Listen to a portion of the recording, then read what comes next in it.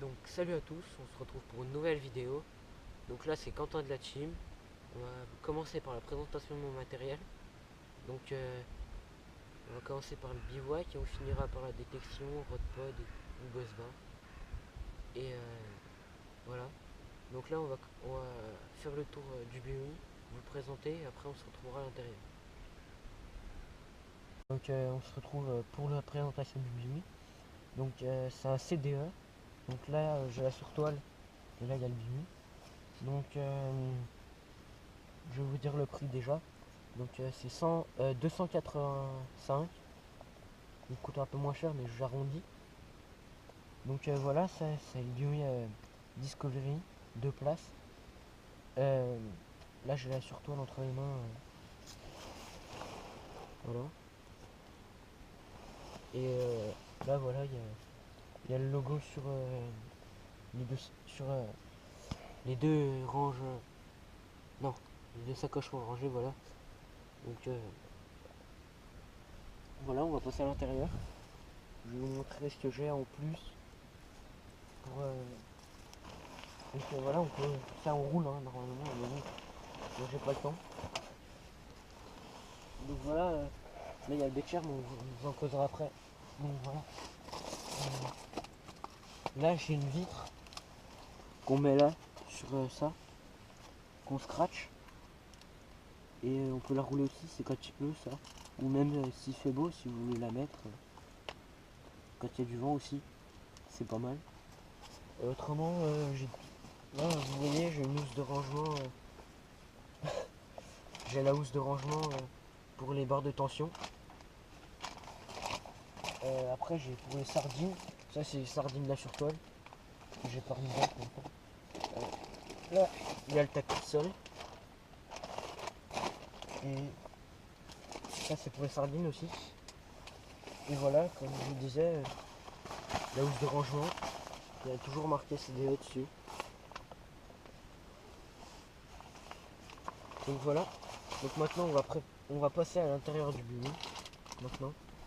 Donc comme vous voyez là en bas il y a une sangle qui est attachée des deux côtés pour le tendre. Et après bon bah voilà. Donc maintenant on va passer par mon siège. Donc c'est un cercle. Je sais plus où je l'ai acheté. Ça je m'en rappelle plus. Et il est bien confortable, il sert bien quand je vais faire des pêches de journée en étang. Donc vous le verrez souvent.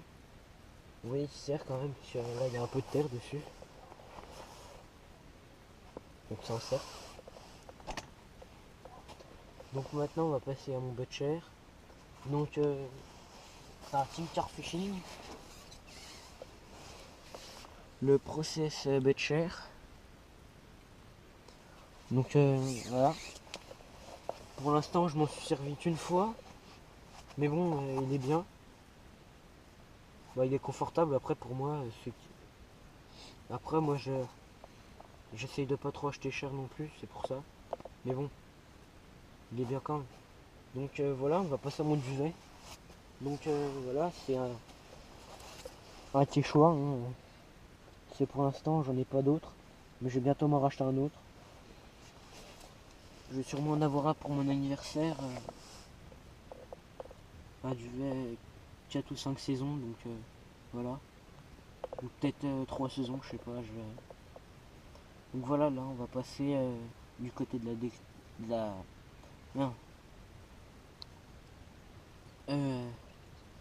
La réception du poisson, tout ça. Donc voilà, on se retrouve pour le fourreau et après on vous fera bien le, la réception du poisson. Donc parce que vu comme ça à l'intérieur, je fais en même temps. Donc j'ai un fourreau Black Widow pour des cannes 12 pieds. Donc voilà, c'est un Daiwa, hein, si vous voyez. Là. Et là il y a le D au-dessus.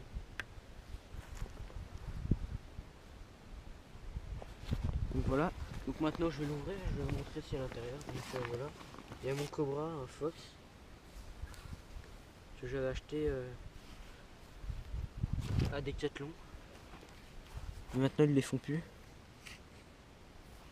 Donc après les puzettes, c'est une Team Char Fishing. Attends, faut que- Donc voilà, c'est une Team Char Fishing, la Dark Water. Plus un V en métal parce que je sais qu'il casse. Donc j'ai directement acheté un V en métal. Donc ouais, puis je vais vous montrer le filet. Je vais pas le déplier par contre parce que autrement c'est Sharpie. Donc voilà, là au bout vous avez deux trucs qui repoussent comme ça en travers pour tenir le filet correctement. Puis autrement moi je dirais pas mal, mais bon, je m'en suis pas encore servi, mais j'ai un copain qui l'a, donc elle est pas mal. De l'autre côté j'ai rien. Donc voilà, on va passer le tapis de réception. Donc c'est un redfish, il n'y a rien d'autre dessus. C'est un redfish, mais je vais bientôt le changer. Je vous rassure. Il est un peu petit quand même, vous voyez, quand on le replie. C'est pas que je trouve qu'il est petit, mais il serait aussi long que large, ça serait pas mal. Mais bon.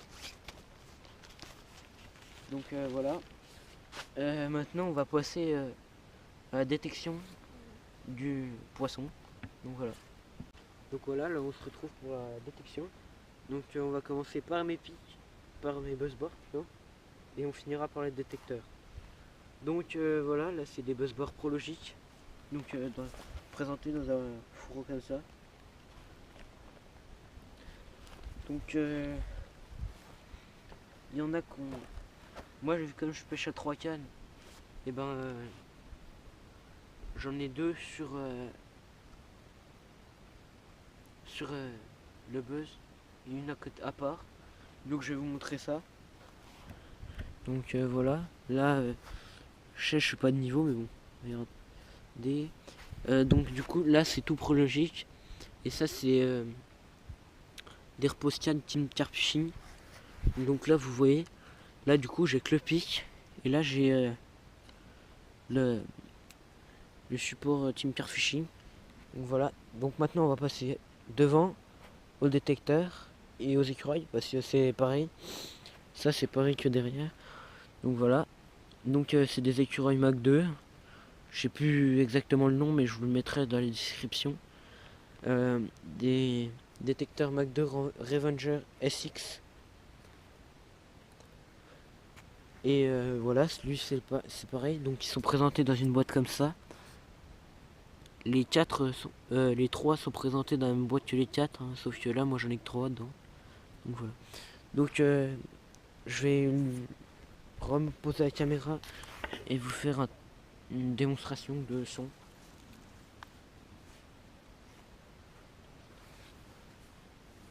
Donc j'ai la centrale aussi avec.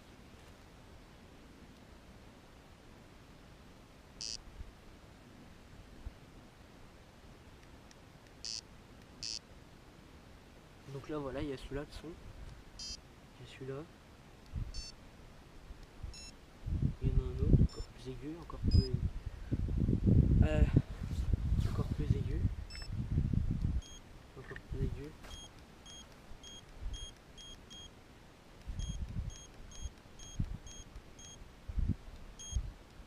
Ah voilà, c'est là qu'on monte le son, je savais plus où c'était.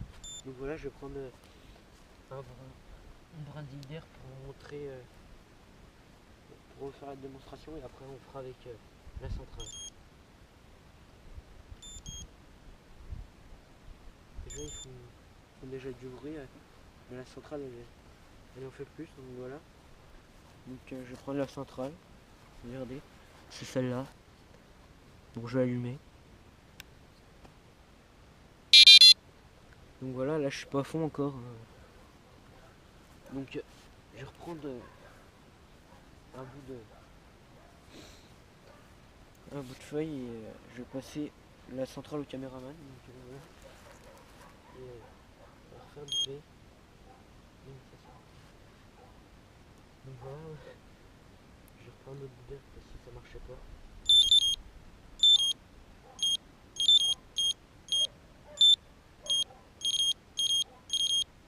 Donc voilà, vous avez entendu le son de la centrale. Donc maintenant, bah écoute, il coûte pas si cher que ça, il coûte en 100. Moi en promo je les ai payés 119. Et normalement je crois c'est 130, 149, un truc comme ça, 139 ou 149. C'est dans les prix là, je vous mettrai ça en description. Tout le matériel je vous mettrai en description. Donc voilà. Là on va passer. Ah, j'ai oublié de vous montrer une fonction de ce détecteur. C'est la fonction anti-vol.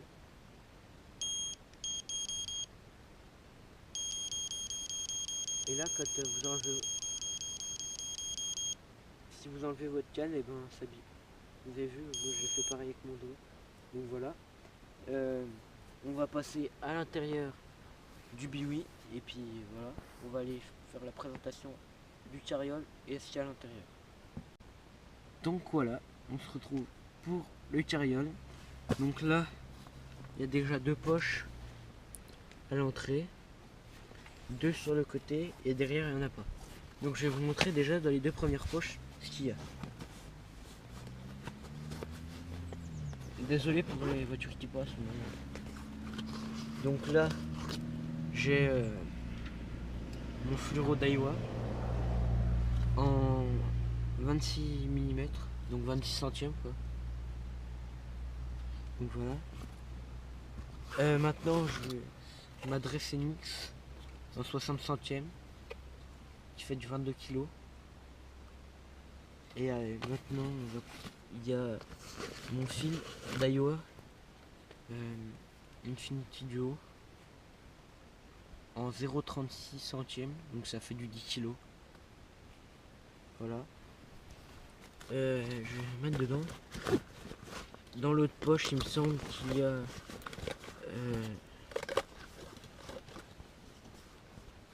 le sac de pesée.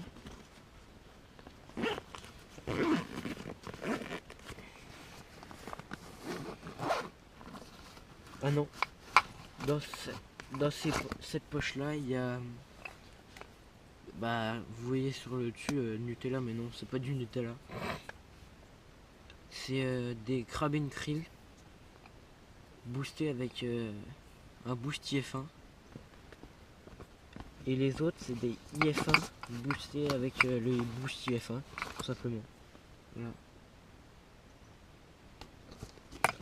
Donc maintenant, on va passer aux poches des côtés.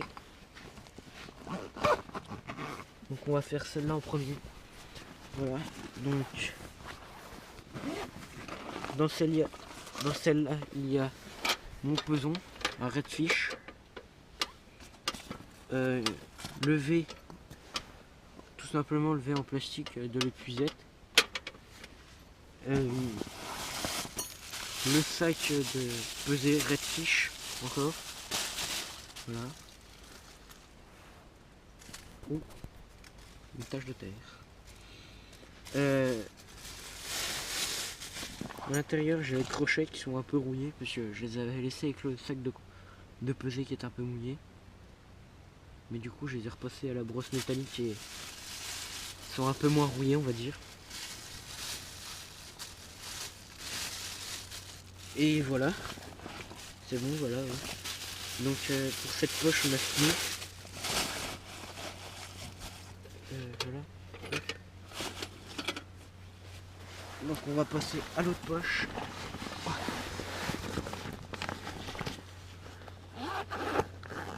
Tout simplement dans celle-là, il y a mes Tiger Nuts boostés au Nesquik. Et bah tout simplement les IF1 en 20 mm. Voilà. Donc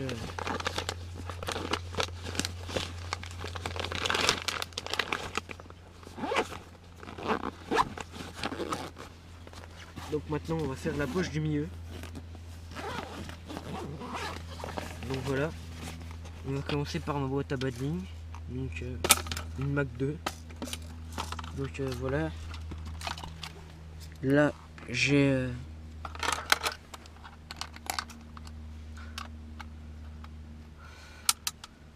donc là j'ai mes bas de ligne. Là j'ai mis quelques hameçons, des embryons. Là il y a les épingles dedans, dans les deux autres. Et là il y a mes bas de ligne avec un bout de Scooby-Doo. Donc voilà. Et là j'ai les stop à pas que j'ai racheté il y a pas longtemps. Donc voilà.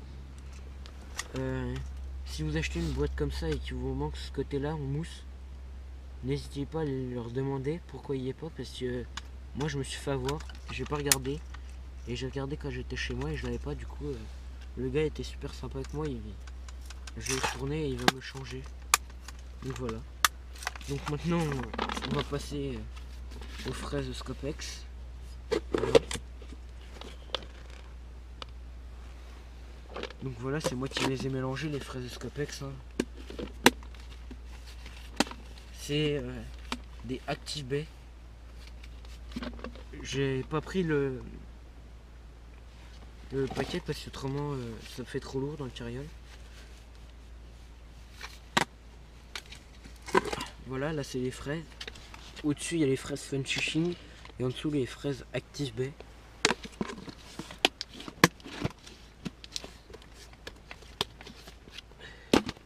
Et là il y a les ananas Caperlan. Donc voilà. Ceux-là, là il y a un petit stick. Voilà.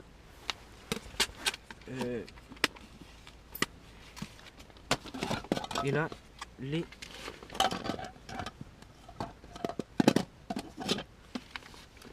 Scopex de chez Active Bay aussi.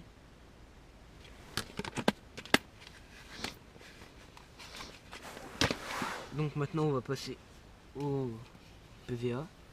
Donc voilà, j'ai acheté celui-là en 37. Donc du coup voilà, maintenant on va prendre le crochat.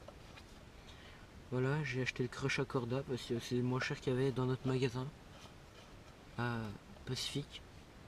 Donc voilà, autrement j'aurais acheté un autre et avec celui-là. Donc on va faire le boost et après on regardera la tresse. Donc voilà, là c'est un boost IF1 de chez Startbait, un basique. Voilà, là il y a les McDo Curate en Crab and Krill en 1 kg. J'ai pris ces bouillettes là pour les tester parce que j'en ai marre de tout empêcher avec les mêmes. Bah là c'est des fraises Scopex boostées. Des fraises et des Scopex que j'ai boosté pour voir ce que ça donnait. Bon là un petit mélange. Donc je vais ouvrir quand même. Là c'est des ananas mélangés avec du poivre. Mais j'ai pas fini. Donc voilà. Maintenant on va passer à ma tresse. Donc c'est de la Joff. J'en ai 100 mètres. Et ça doit être du 27 centièmes, un truc comme ça. Ça fait à peu près 10 kilos. Donc voilà. Vous me verrez souvent pêcher avec ça en étang. Mais pas en rivière, parce qu'en rivière je pêche avec du fil quand même. Pour être raisonnable. Donc voilà. Maintenant on va passer à ma boîte. Donc voilà. J'ai deux côtés comme ça, mais l'autre côté est pas vide. Donc voilà. Là j'ai mes clips longs là. Là j'ai des hameçons de 6 à peu près. Que j'achète sur AliExpress. Là j'ai des hameçons d'à peu près du 4 ou du 5. Du 4 ou du 3. Et là mes émerillons barils. Que j'achète aussi sur AliExpress. Là j'ai des Scooby-Doo. Là après j'ai des hameçons qui marchent plus. Puis un hameçon qui était dedans dans le paquet. Donc un gros que j'ai pris pour tester mes nœuds. Donc voilà, là j'ai des plombs de 100 grammes et 110 en dessous. Là des plombs de 50 grammes. Mais j'ai fait des plombs avec des pierres pour essayer. Et ils sont pas finis. Donc voilà. Là j'ai mon petit briquet, mon couteau, mon aiguille à bouillette, mon ciseau et un élastique. Voilà. Donc je vous ai à peu près tout dit pour ma boîte, je pense. Normalement je vous ai tout dit. Si j'oublie rien, normalement je vous ai tout dit, donc voilà. On va se retrouver pour une prochaine vidéo. Normalement il y en a une qui va sortir avant celle-là. Donc on se retrouve pour une prochaine vidéo. Salut!